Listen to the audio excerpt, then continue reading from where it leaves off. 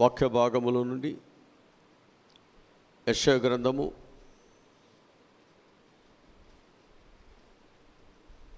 48వ అధ్యాయము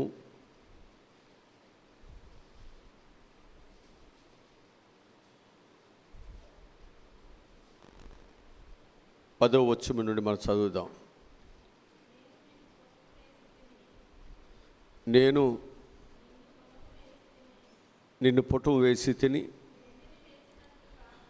వెండిని వేసినట్లు కాదు, ఇబ్బంది కొలిమిలో నేను పరీక్షించి తిని. చాలు. ఇక్కడ ఒక చక్కటి విషయాన్ని ప్రవక్త అయినటువంటి యెషయా ద్వారా దేవుడు ఇశ్రాయేలు ప్రజలతో దేవుడు మాట్లాడుతూ ఉన్నాడు. ఏమంటున్నాడంటే, నేను నిన్ను పుట్టము వేసి తిని వెండిని వేసినట్లు కాదు, ఇబ్బంది కొలిమలలో నేను నిన్ను పరీక్షించి తిని. ఇక్కడ మనం జ్ఞాపకం చేసుకున్నట్లయితే, నా నిమిత్తమే అలాగూ. ఇక్కడ పరీక్ష అనేటువంటిది మన యొక్క జీవితాల్లో మనకు వస్తున్నప్పుడు మనం చాలా ఇబ్బందిగా, చాలా కష్టముగా, దారిని మనము భరించలేనటువంటిదిగా మన జీవితాల్లో మనకు కనిపిస్తూ ఉంటుంది. అయితే ప్రభు చెప్పే వాక్యం ఏంటంటే, ప్రభు చెప్పేటువంటి మాట ఏంటంటే,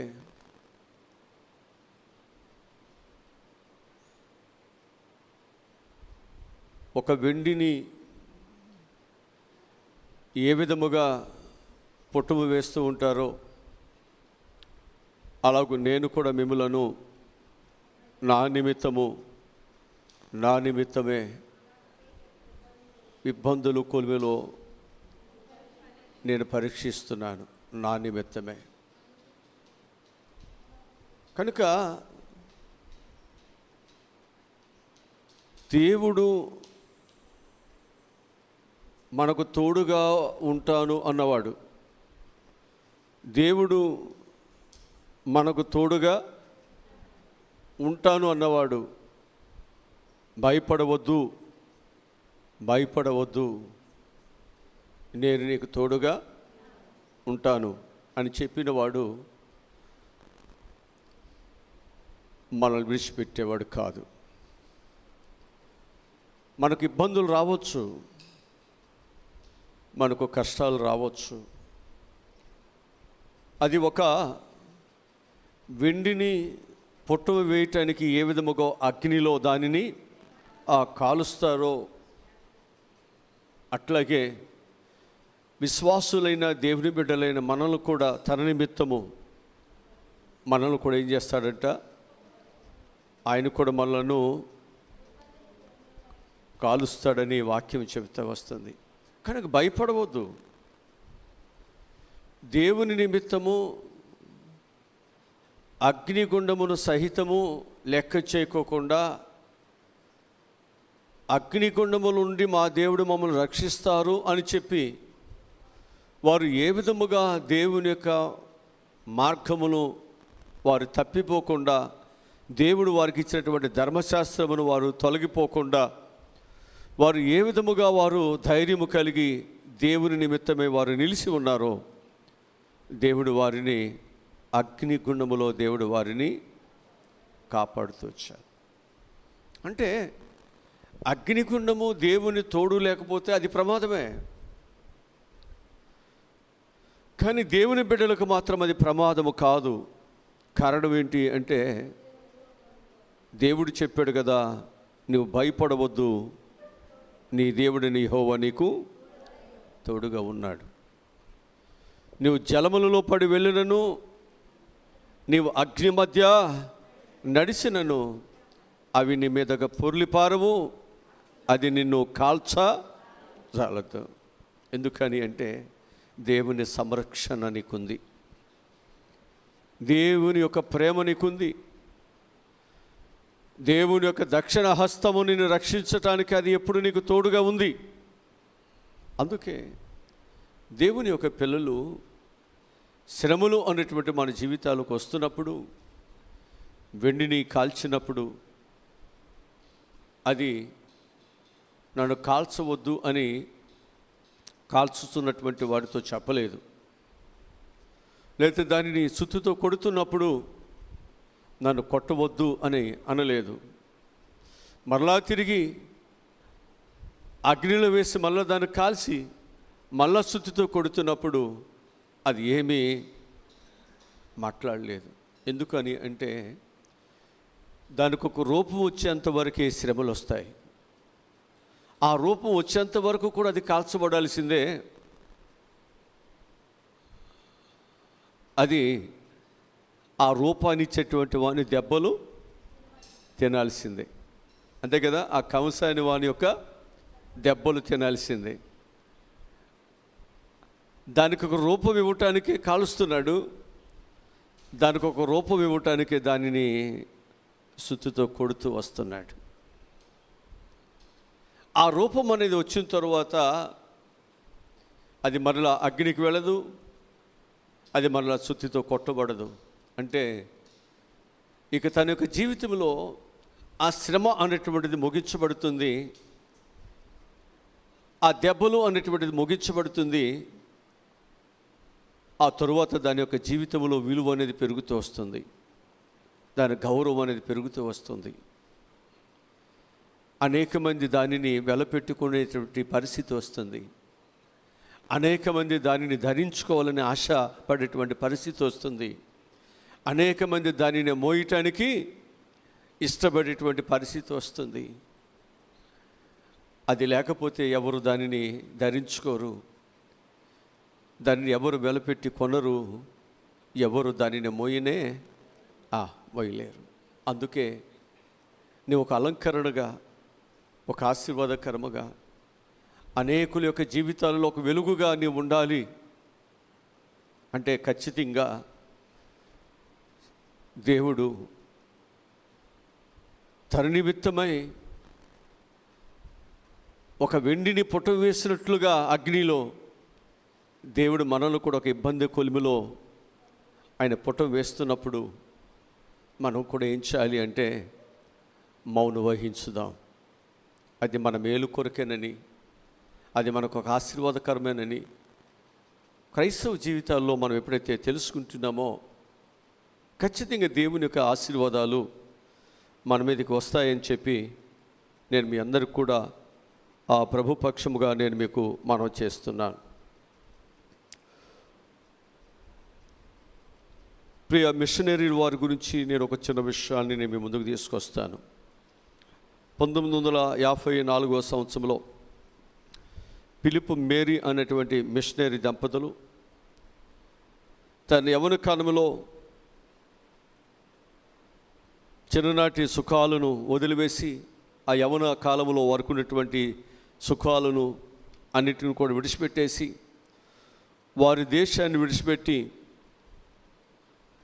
బ్రెజిల్ దేశంలోని దట్టమైనటువంటి అడవులలో ఉండే ఒక అనాగరిక గ్రామానికి వారు మిషనరీలుగా వచ్చారు. క్రైస్తవ మిషనరీలుగా వారు వచ్చారు.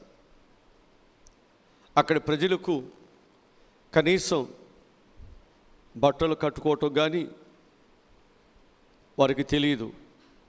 ఎందుకని అంటే వారు అనాగరికులు, వారికి నాగరికత గురించి వారికి ఏమీ తెలియదు. అలాంటి వారి మధ్య ఉంటూ వారికి బట్టలు ఇచ్చి వారికి చదువులు చెప్పడం వారు ప్రారంభించారు. అక్కడికి వచ్చినటువంటి 2 ఏళ్లకే వారికి ఒక్కగానొక్క కుమారుడు, ఏకైక కుమారుడు. అప్పటికి 8 నెలల ఒక చిన్న కొడుకు, 8 నెలల ఒక చిన్న కుమారుడు. అతనికి డేవిడ్ అనేటువంటి పేరును కూడా నామకరణం చేయటం జరిగింది. అయితే అతడు ఒక తీవ్రమైనటువంటి అడవి జ్వరం, అంటే మలేరియా జ్వరానికి ఆ చిన్న బిడ్డ లోనయ్యాడు. అడవిలో సరైనటువంటి మందులు లేవు, ఆసుపత్రులు లేవు. ఆసుపత్రికి వెళ్ళాలంటే అడవిలో నుండి రోజులు తడబడి బయటికి రావాలి. ప్రయాణ సౌకర్యాలు కూడా ఏమీ లేనటువంటి పరిస్థితి. చివరికి ఆ చిన్న బిడ్డ ఆ భయంకరమైనటువంటి మలేరియా జ్వరముతో బాధపడి అతడు కొన్ని రోజులకే ప్రభునందు నిర్జరించాడు, చనిపోయాడు. గుండె పగిలినటువంటి ఆ తల్లిదండ్రులు ఆ అడవిలోనే తమ చేతులతో తన కుమారుడిని సమాధి తవ్వి తమ కొడుకును ఆ సమాధిలో పాతిపెట్టడం జరిగింది. అయితే ఎంతో హృదయంలో వేదన, ఎంతో బాధ. ప్రతిరోజు తల్లి ఆ సమాధి దగ్గరికి వెళ్ళి ఆ సమాధి మీద పడి ప్రతిరోజు రాత్రి ఏడుస్తూనే ఉండేదంట. ఎందుకనంటే మన సొంత దేశంలో ఉంటే మన బిడ్డకి ఇలాంటి బలహీనత వచ్చేది కాదు. మన సొంత దేశంలో మనకేం తక్కువనే, మనకు అన్ని సౌకర్యాలు ఉన్నాయి. కానీ ఇక్కడికి వచ్చిన తరువాత మనకు కానీ ఒక బిడ్డను మనం పోగొట్టుకున్నాం అని ప్రతిరోజు ఆ తల్లంట ఏడుస్తూ ఉండేదంట.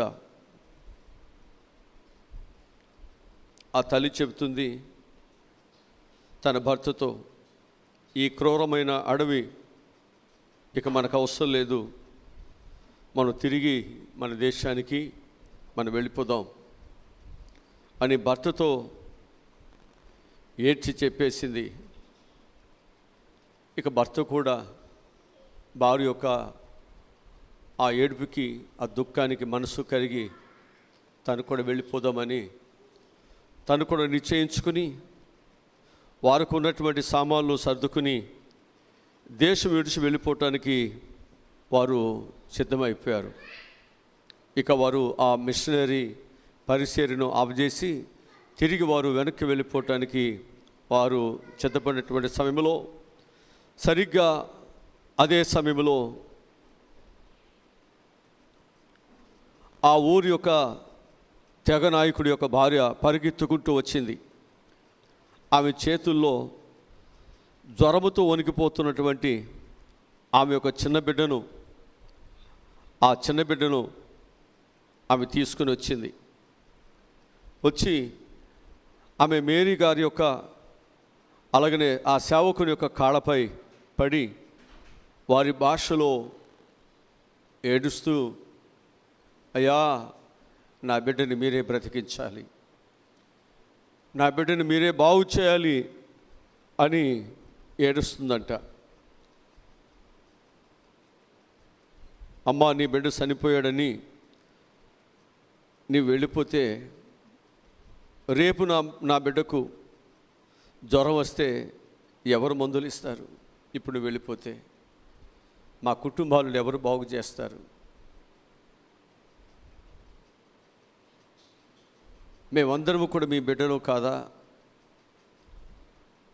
నువ్వెవరో మాకు తెలియదు, మేమెవరో నీకు తెలియదు. అనాగరికులుగా ఉన్నటువంటి మా జీవితాల్లో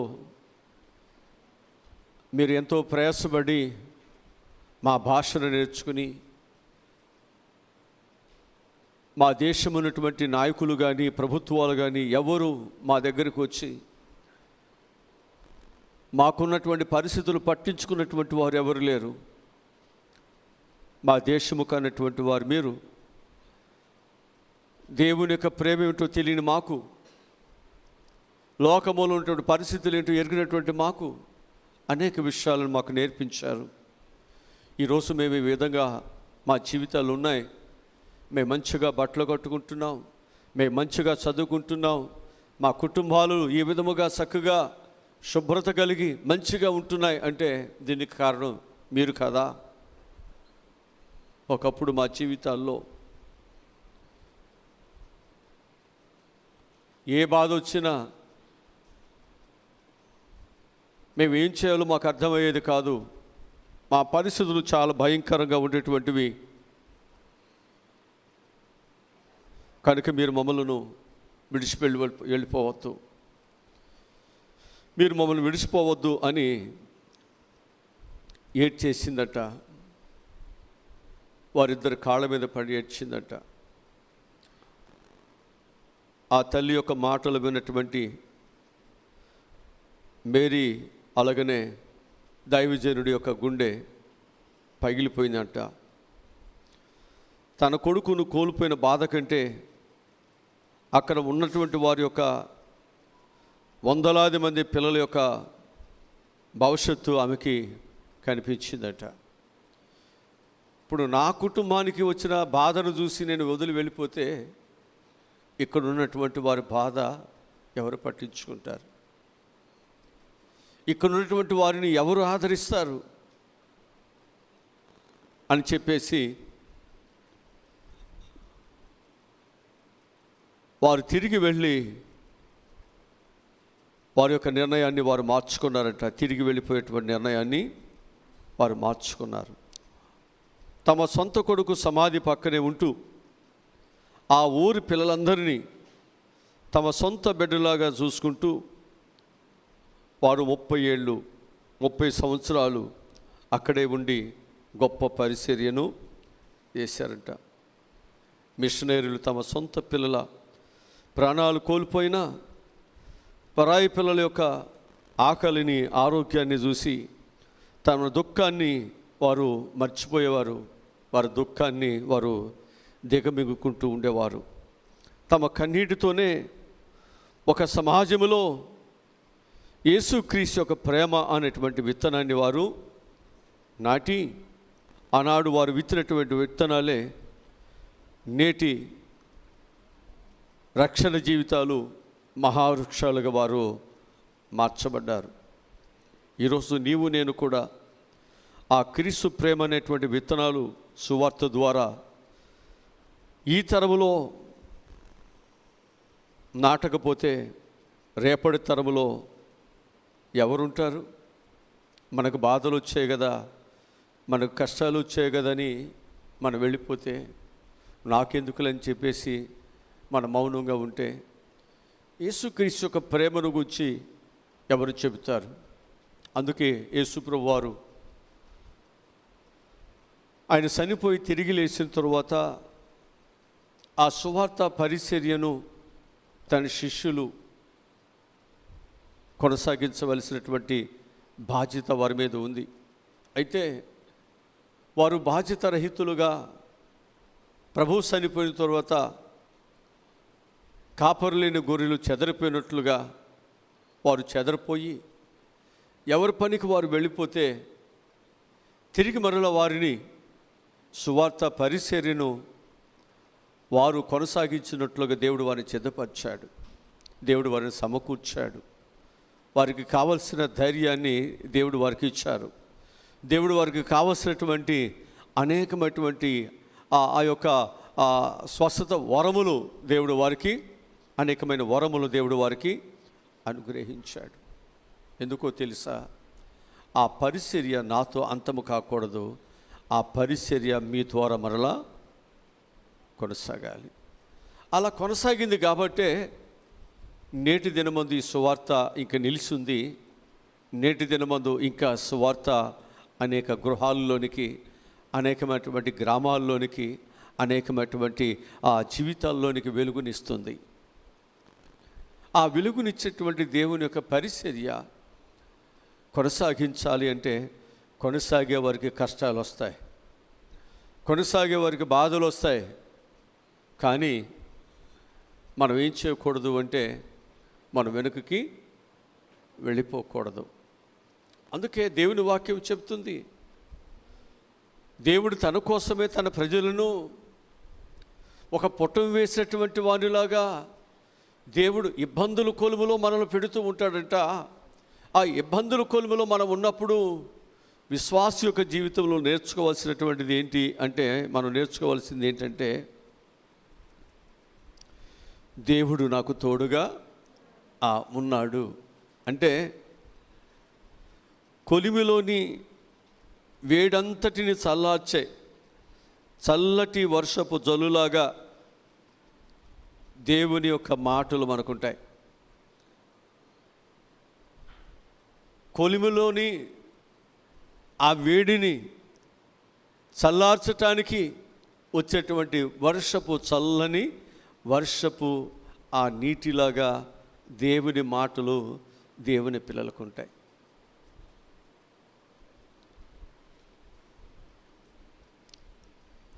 దీనిపై అగ్నికి వేడిమికి కానీ ఏ అధికారము ఉండదు.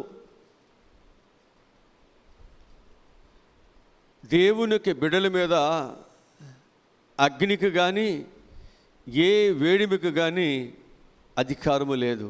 ఎందుకంటే దేవుడు మనల్ని ఇబ్బంది కొలిములో పెడుతున్నాడంతే. ఇప్పుడు దానియేలుని, షడ్రకు, మెషకు, అబేద్నెగోలను అగ్నిగుండములు పడవేయబడినప్పుడు అగ్నికి అధికారం ఉందా వాళ్ళని కాల్చడానికి? లేదు. ఒకవేళ అగ్నికి అధికారం ఉన్నట్లయితే ఏం చేసేది? వాళ్ళు కాల్చేయాలి. కానీ వారు కాల్చబడలేదు అంటే దేవుడేం చేయలేదు, అగ్నికి వారిని అప్పగించలేదు. అగ్నిలో ఉన్నారు అంతే, కానీ అగ్ని వారిని కాల్చజాలదు. హల్లెలూయా. నువ్వు శ్రమల్లో ఉన్నావు, శత్రువుల మధ్య ఉన్నావు, ఇబ్బందులు కొలుములు నలిగిపోతున్నావు. చూస్తున్నవారు అయ్యో ఎలా బ్రతికారు, ఎలా ఉన్నారు, ఏంటి పరిస్థితి, ఎందుకు వీళ్ళకి పరిస్థితి వచ్చింది అని నీ మీద జాలి, దయ అనేక మంది కలగవచ్చు. కానీ దేవుడు యోబు విషయంలో ఏ విధముగా దేవుడు సహాయమును సాతాను చేతికి అప్పగించాడు. సాతాను అనేకమైన కష్టాలు, ఇబ్బందులు ఆయన్ని కాల్చేస్తుంది, నష్టపరుస్తుంది. కానీ దేవుడు ఏం చేశాడు? ఆయనని విడిచిపెట్టాడా? విడిచిపెట్టలేదు.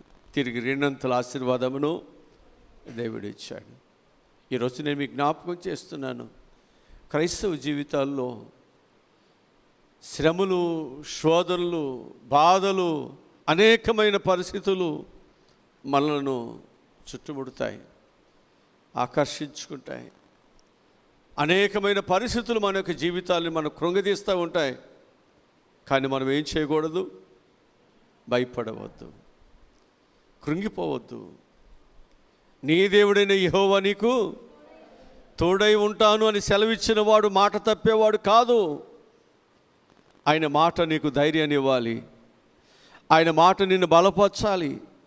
ఆయన మాట ఇబ్బందులలో కూడా నీవు ధైర్యంగా, నా దేవుడు ఉన్నాడు, నన్ను కాల్చజాలడు, నన్ను అనాదిగా విడిచిపెట్టుడు, నా దేవుడు ఏ శత్రువుకి ఏ మరణానికి నన్ను అప్పగించేవాడు కాదు, నా దేవుడు ప్రేమ కలిగినవాడు, నా ప్రభు నన్ను రక్షించటానికి సమర్థుడు అనేటువంటి విషయాన్ని మనం ఎప్పుడు కూడా మర్చిపోకూడదు. శ్రమలు రాని దేవుడు నన్ను ఎన్నుకున్నాడంతే.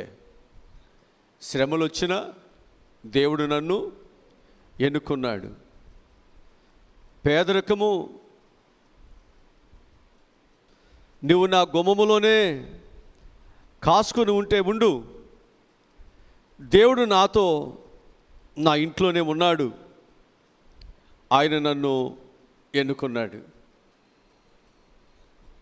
ఒకవేళ పేదరికము, బాధలు నా ఇంట్లో ఉంటే ఉండనివ్వండి, కానీ నా దేవుడు నా ఇంట్లోనే కాసుకుని ఉన్నాడు నాకు సహాయమును చేయటానికి. ఈరోజు మీకు జ్ఞాపకం చేస్తున్నాను, నినివే పట్టణం వెళ్ళమని దేవుడు చదివిస్తే యోనాతో నినివే పట్టణం వెళ్ళకోకుండా తర్షీషు వెళ్తున్నటువంటి తాను ఒక ప్రమాదకరమైన పరిస్థితుల్లో ఆయన చెక్కబడినప్పుడు, ఆ ప్రమాదకరమైన పరిస్థితుల్లో వాడనావికుడు నువ్వు లేచి నీ దేవునికి ప్రార్థన చేయమన్నప్పుడు, ఇదంతటికి ఇలా జరగటానికి గల కారణము నేనే. మీకు ఇంత నష్టము కలగటానికి, మీకు ఇన్ని ఇబ్బందులు కలగటానికి గల కారణము నేనే.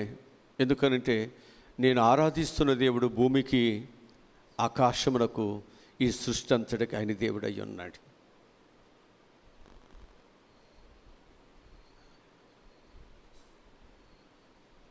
దాన్ని ఎత్తి మీరు సముద్రంలో పడవేస్తే మీ సమస్యలు పోతాయి అన్నాడు. యథార్థతలోకి వచ్చాడు, దేవుని యొక్క గొప్పతనాన్ని అని తెలుసుకున్నాడు.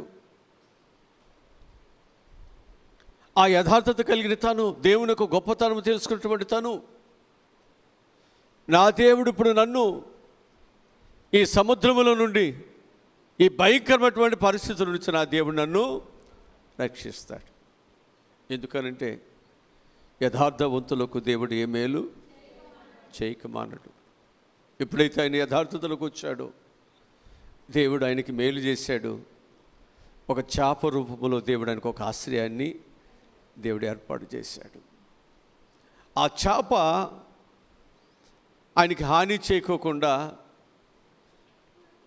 ఆ చేప ఆయనకి రక్షణనిచ్చేదిగా, ఆ చేప ఆయనని ఆ సముద్రముల నుంచి, ఆ భయంకరమైనటువంటి అగాధముల నుంచి బయటికి మనల్ని తీసుకొచ్చేదిగా దేవుడు ఏర్పాటు చేశాడు. అదే మార్గము, అదే మార్గము. ఈరోజు ప్రియ దేవుని బిడ్డలారా, మన జీవితాలలో అనేకమైనటువంటి వ్యాధులు రావచ్చు,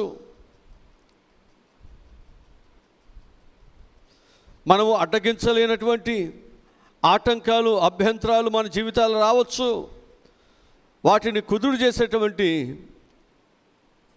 ఔషధము కానీ డబ్బులు కానీ మన దగ్గర ఏమీ లేకపోవచ్చు. కానీ దేవుడు నన్ను ఎన్నుకున్నవాడు ఉన్నాడు. ఆయన నన్ను సమాధికి వెళ్ళనివ్వడు, నా శరీరాన్ని ఆయన కుళ్ళు పట్టనివ్వడు. కరుణా కటాక్షముతో దేవుడు మరలా నన్ను తిరిగి లేవనెత్తుతాడు. కిరీటముతో ఆయన నన్ను నిలుపుతాడు. ఈరోజు నేను మీకు జ్ఞాపకం చేస్తున్నాను, మన దేవుడు మనతోనే ఉండేవాడు, మనలోనే ఉండేవాడు, మనకెప్పుడు సహాయమును చేయవాడు. అందుకే క్రైస్తవ జీవితాల్లో మన ధైర్యము, మన బలము మన ప్రభు అయిన యేసుక్రీస్తు వారే. మనకు ఎన్ని శ్రమలు కలిగినా, ఎన్ని బాధలు కలిగినా, యేసు ప్రభు వారు ఏ విధముగా తన ప్రేమను లోకానికి ఆయన చాటి చెప్పారు, తన ప్రేమను ఏ విధముగా లోకములో ఆయన కనుపరుస్తూ తనకు జీవితాన్ని ఆయన కొనసాగిస్తూ వచ్చారు. మనము కూడా ఆ ప్రేమనే ఒక ఆయుధముగా, ఆ శ్రమలనే ఒక ఆయుధముగా, ఆయన ఏర్పాటు చేసినటువంటి మార్గమునే ఒక విజయానికి మార్గముగా మనం ఎంచుకుని క్రీస్తును పోలి మనము కూడా నడుస్తున్నాం. అలా క్రీస్తుని వారు ముందు పెట్టుకుని యేసుక్రీస్తు యొక్క సిలువను తన భుజం మీద వేసుకుని ఆ రక్షణ సువార్తను లోకానికి అందిస్తున్నప్పుడు తన బిడ్డలకు దేవుడు ఎంతో సహకారిగా, ఒక తల్లిగా, ఒక తండ్రిగా, ఒక ఆదరణకర్తగా, వారి బాధల్లోనూ వారి కష్టాల్లోనూ వారికి అనేకమైనటువంటి అవమానకరమైన పరిస్థితులు వారి యొక్క జీవితాల్లో వారికి వస్తున్నప్పటికీ దేవుడు ఎప్పుడు కూడా వారిని చేయి విడిచిపెట్టలేదు. పిలిచినవాడు నమ్మదగినవాడు. మాట ఇచ్చిన దేవుడు తన మాటను నెరవేర్చేవాడు. అందుకే భయపడవద్దని దేవుడు చెబుతున్నాడు. శ్రమలు బాధలు అనేటువంటి నీ జీవితంలో నేను నీకు ఆ శ్రమలలో అనేటువంటి వాటిలోనికి నేను నిన్ను ఆహ్వానించినప్పుడు, వాటిలోనికి ఒకవేళ నేను నిన్ను నడిపిస్తున్నప్పుడు నువ్వు భయపడవద్దు.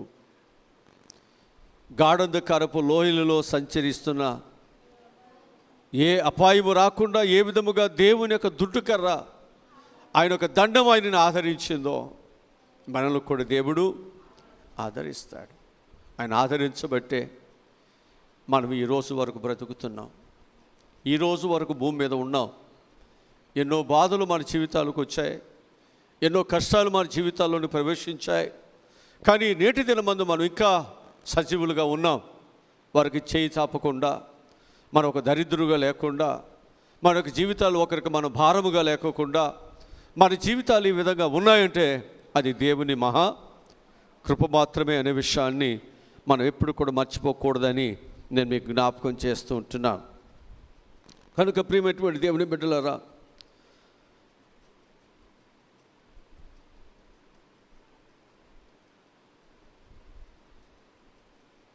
బాధలు మన జీవితాలు వచ్చినప్పుడు మనం సనగవద్దు. బాధ పూర్తయ్యే సమయం త్వరగానే వస్తుంది. నాపై దేవుని యొక్క పని రేపే పూర్తయిపోతుంది అనేటువంటి నమ్మకంతో ఆయనపై మనం ఏం చేయాలంటే భారం వేసుకుని నిశ్చలముగా ధైర్యంగా మన దేవుని బిడ్డలుగా ఈ లోకములో మనం ఉండాలి. అప్పుడే మనం దేవుని యొక్క చిత్తాన్ని నెరవేర్చిన వరం అవుతాం, లేకపోతే భయపడిపోతాం.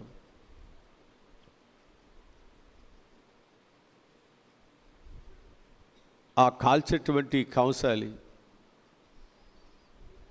దానికి ఒక రూపం వచ్చిన తర్వాత దాని మీద ఒక దెబ్బ వేయుడు, దాన్ని తీసుకువెళ్ళి మరలా కాల్చడేక. అందుకంటున్నాడు, శ్రమలు, బాధలు, కష్టాలు నీవు దాటిన తరువాత దేవుడు మన జీవితంలో ఒక ఆశీర్వాదాన్ని దేవుడు మనకి ఇవ్వబోతున్నాడు. అందుకే ఇప్పటి కాలపు శ్రమలు ఎనతగినవి కాదు.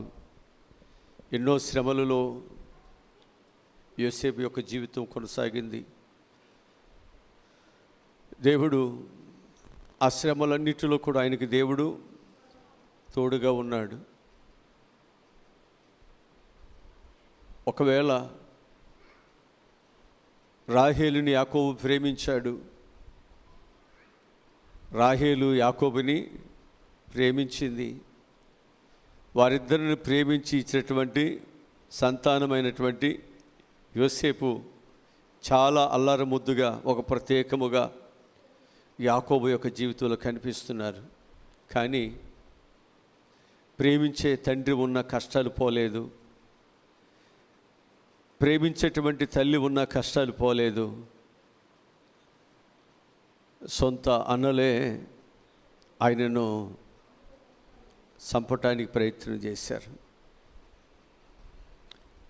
ఆ సలహా సూచన కూడా ఇచ్చింది యోధానే.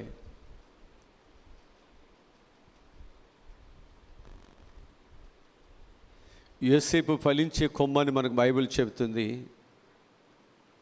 తనకంటే ముందు వరుసలో ఉన్నటువంటి యోధ తను అడ్డు తొలగించుకుంటే ఒకవేళ నాకు మంచి స్థితి వస్తుందని తను కూడా అనుకోలేదు. దేవుని కృప, దేవుని యొక్క చిత్తము ఎలాగుంటే అలా జరుగుతుందంతే. ప్రేమించేవారు ఉన్నా మనల్ని ఏమి చేయలేరు. మన చుట్టూ మన బిడ్డలు ఉన్న, ఆస్తి ఉన్న ఏది మనల్ని కాపాడలేదు. దేవుని చిత్తం ఎలా ఉంటే అలాగే జరుగుతుంది, అంతే. యోసేపు జీవితము దేవుని చిత్తానుసారంగా జరుగుతుంది. అక్కడ దేవుని యొక్క చిత్తానుసారంగా జరుగుతుంది కాబట్టి దేవుడు తోడుగా ఉన్నాడు. శ్రమలు వస్తున్నా, బాధలు వస్తున్నా దేవుడు ఆయనకు తోడుగా ఆయన ఉన్నాడు. కాబట్టి యోసేపు తలగా ఉన్నాడు. దేవుడు తనకిచ్చిన దర్శనాన్ని యోసేపు పట్ల దేవుడు నెరవేర్చాడు. మనం నిలబడాలి. దేవుని యొక్క దర్శనము నీ కుటుంబాల్లో నెరవేర్చబడాలి అంటే శ్రమలు, బాధలు, ఇబ్బందులు, కొలిమిలో నీవు కాల్చబడుతున్నప్పుడు నిలబడితేనే కదా దేవుని కార్యాలు నీలో జరిగేది. నిలబడకుండా పారిపోతే, నిలబడుకోకుండా మనం తప్పిపోతే, నిలబడుకోకుండా మన సొంత దారిలో మనం వెళ్ళిపోతే దేవుని కార్యము జరిగేదా? కుమారుడు చనిపోయాడు కదని వాళ్ళు వెళ్ళిపోదాం అనుకున్నారు. కానీ ఆ ఊరి వారందరూ వచ్చి, అయ్యా మమ్మల్ని వదిలిపెట్టి వెళ్ళిపోతే మేమందరూ నీ పిల్లలు కాదా? మా పిల్లలందరూ మీ పిల్లలు కాదా? మీరు వచ్చినాకే కదా ఆ ప్రేమ మాకు అర్థమైంది. ఇప్పుడు మీరు వెళ్ళిపోతే మేము అనాథులం అయిపోతాం కదా.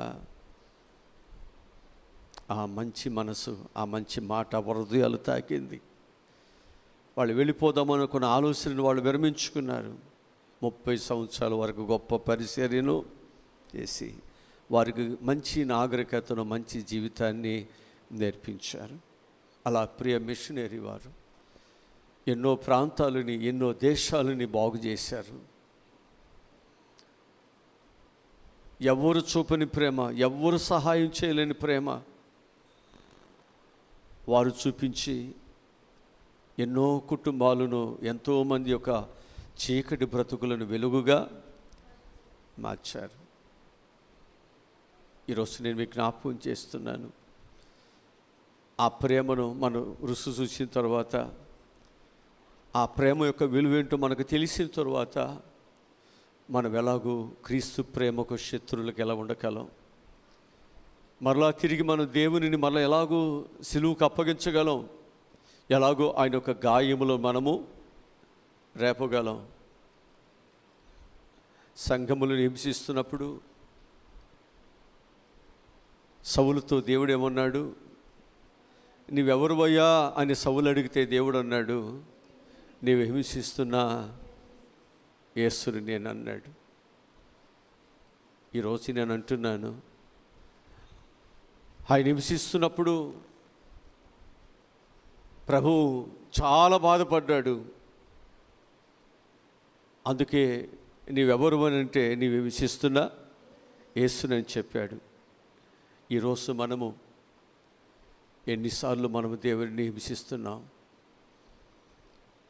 మన సొంత ఆలోచనలు, మన శరీర సంబంధమైన ఇచ్చలు, మన పిల్లలు, మన కుటుంబం కొరకు, మన భవిష్యత్తు కొరకు ఎన్ని అడ్డదారులు, ఎంత భయంకరమైనటువంటి సాక్ష్యం లేని జీవితం. ఏమైపోయినా పర్వాలేదు, బైబుల్ ఏమైపోయినా పర్వాలేదు, రక్షణ ఏమైపోయినా పర్వాలేదు, దేవుని సన్నిధి ఏమైపోయినా పర్వాలేదు, నా బ్రతికేదో, నా జీవితం ఏదో మంచిగా ఉంటే చాలు అనుకుని దేవుణ్ణి మనం సిలువ వేయట్లేదా? సౌలుతో మాట్లాడిన దేవుడు రేపు మనతో మాట్లాడా?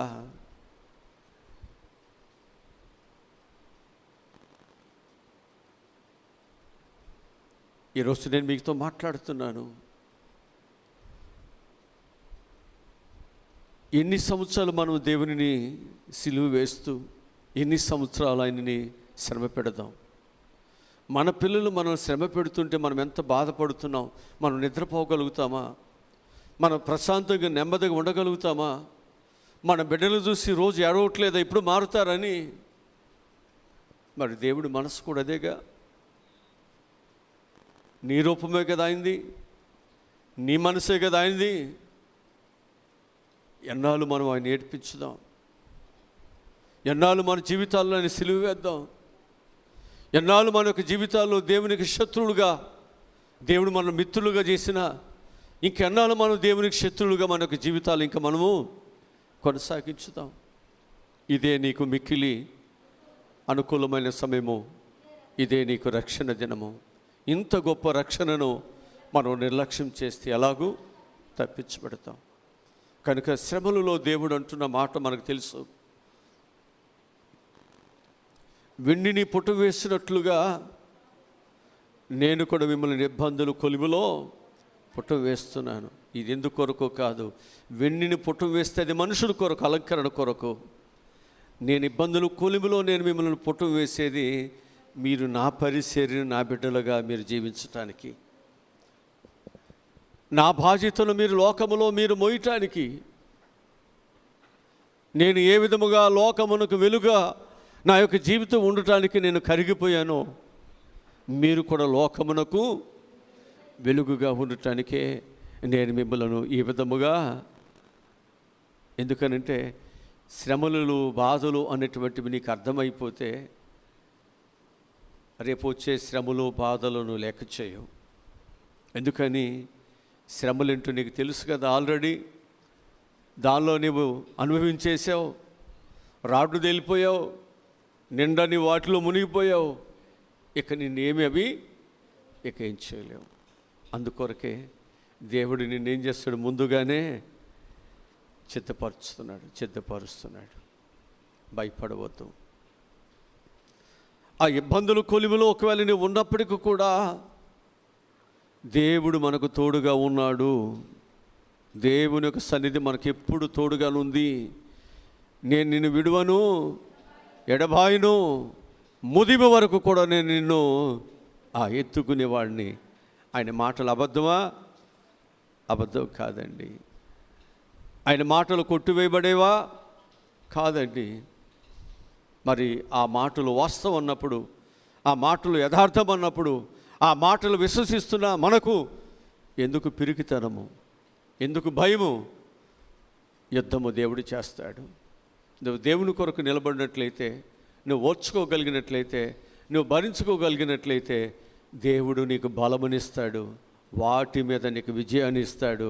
వాటిని నీ పాదాల కిందకి దేవుడు అణిసి తొక్కేటట్లుగా, అణిసివేసేటట్లుగా దేవుడు వాటిని పాదాల కిందకి దేవుడు తీసుకొస్తాడు. అందుకే భయపడవద్దు. ఒక బలవంతుని చేతిలో ఉన్నాం మనం, ఒక బలవంతుని దేవుని చేతిలో ఉన్నాం. కనుక ఈ శ్రమలు, బాధలు, కష్టాలు, ఈ శత్రుత్వాలు, ఈ ఆకలి దప్పికలు ఇవేమీ ఎనతగినవి కాదు. దేవుని బిడ్డలుగా ఏదైతే మన జీవితాల్లో దేవుడిచ్చాడో ఆ విశ్వాసాన్ని అంతవరకు దీన్ని కొనసాగించుతాం, నమ్మకముగా కొనసాగుతాం. నమ్మకముగా కొనసాగిన వారికి మెండైన దేవుళ్ళు ఉన్నాయి. తల్ల ఉంచండి. మా ప్రభువా, రక్షకుడా, ఈరోజు చెప్పిన విశేషమైన మాటను బట్టి వందనాలు ప్రభువా. ఎన్నో శ్రమలు, ఎన్నో బాధలు మా విశ్వాసాన్ని, మన భక్తిని నైనా పెళ్ళగించేటట్లుగా ఈ శ్రమలే కదా మమ్మల్ని అవిశ్వాసులుగా చేసి, ఈ శ్రమలే కదా మమ్మల్ని దేవుని సన్నిధికి దూరం చేసి లోకములోనికి, అనేకమైన వాటిల్లోనికి మమ్మల్ని నడిపించేది.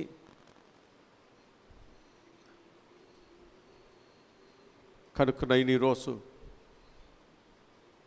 శ్రమలు అనేటువంటివి ఎన్నతగినవి కాదని, ఆ శ్రమలలో నేను మిమ్మల్ని నడిపిస్తున్నప్పుడు మీరు భయపడవద్దు, నా దేవుడు నాకు తోడుగా ఉన్నాడని నువ్వు గ్రహించినప్పుడే నీకు ధైర్యం వస్తుంది. ఆ ధోనిలో యేసు ప్రభువారు ఉన్నాడనే విషయం వారికి తెలియకే ఆ తుఫానుకి, ఆ అలలకు వారు భయపడ్డారు. ఆ నావ పగిలిపోయేటటువంటి పరిస్థితి వస్తుంది అని భయపడ్డారు వారు. ఇక ఈ ప్రయాణం మా జీవితాలలో మేము ముగించలేము, మేము దరికి వెళ్ళలేము. ఇక ఈరోజు మా జీవితము చివరి రోజు, చివరి రాత్రి, ఇక మా జీవితాలు అయిపోయాయని వేదనతో, చింతతో యేసు ప్రభుని లేపుతూ ఉన్నప్పుడు, ఆయన లేచి ఆ సముద్రముతో, గాలితో దేవుడు మాట్లాడినప్పుడు, ఆ గాలి సముద్రము నెమ్మళించినప్పుడు, ఈయన ఎవరో, ఈయనకి గాలియు సముద్రము లోబడింది. ఆ విషయాన్ని వారు ముందే తెలుసుకున్నట్లయితే వారు భయపడేవాళ్ళు కాదు, ధైర్యంగా ఉండేవాళ్ళు. పేతురు అంటాడు కదా, ప్రభువా నీవైతే నేను కూడా నీళ్ళ మీద నడుస్తానయ్యా. అది తెలియక మునిపే కదా భయం, అది తెలియక మునిపే కదా. ఈరోజు నీవు యేసెవరో నీకు తెలుసు, ఆయన కార్యాలు ఏంటో నీకు తెలుసు, ఆయన బలం ఏంటో నీకు తెలుసు, ఆయన ఎలాంటి కార్యాలు చేయగలడో నీకు తెలుసు. భయపడవద్దు. లోకములో ఉన్నవారికి ధైర్యం ఇచ్చే నీవే భయపడిపోతే, లోకములో ఉన్న వారికి రక్షణ మార్గం చూపించవలసిన మనమే భయపడిపోతే, ఈ సువార్త నశిస్తున్న వారి యొద్దకు ఎలా తీసుకెళ్ళగలం? ప్రభువా, ప్రతి ఒక్క బిడ్డను ధైర్యపరుస్తూ దేవుని యొక్క బలమైనటువంటి రాజ్యాన్ని ప్రకటిస్తూ, రాజ్యాన్ని ఇక్కడ కడుతూ, రాజ్య సంబంధులుగా అనేకులను ప్రభా మేము ఏర్పాటు చేయటానికి ఎంత ప్రయాసైనా, ఎంత త్యాగమైనా దేవుని కొరకు మేము చేయటానికి, దేవుని పిలుపుని బట్టి నాయన మేము నడుచుకోవటానికి మీరే మాకు సహాయములను దయచేయండి. తల్ల వచ్చిన ప్రతి ఒక్కరి మీద నీ అభిషేకం వచ్చును నాయన. మళ్ళా రేపు శుక్రవారం రాత్రికి మేమందరం కలుసుకోవటానికి సహాయములు దయచేయండి. ఆ 3వ కూడికలో మీ సన్నిధి మాతో ఉంచమని ప్రార్థన చేస్తున్నాం. రేపు పగలు జరిగేటువంటి నైనా ఆ యొక్క కూడికలో కూడా మేమందరం కూడా నేను చక్కగా పాలిభాగస్తులు అవటానికి సహాయం దయచేయండి. వాతావరణాన్ని కూడా అనుకూలపరచండి. ఏ విధమైన ఇబ్బందులు ఏమి లేకున్నట్లు సహాయములను దయచేయమని యేసు నామములో ఈ మనవులు ప్రార్థనలు అడిగి పొందుకుని ఉన్నాము తండ్రి, ఆమేన్.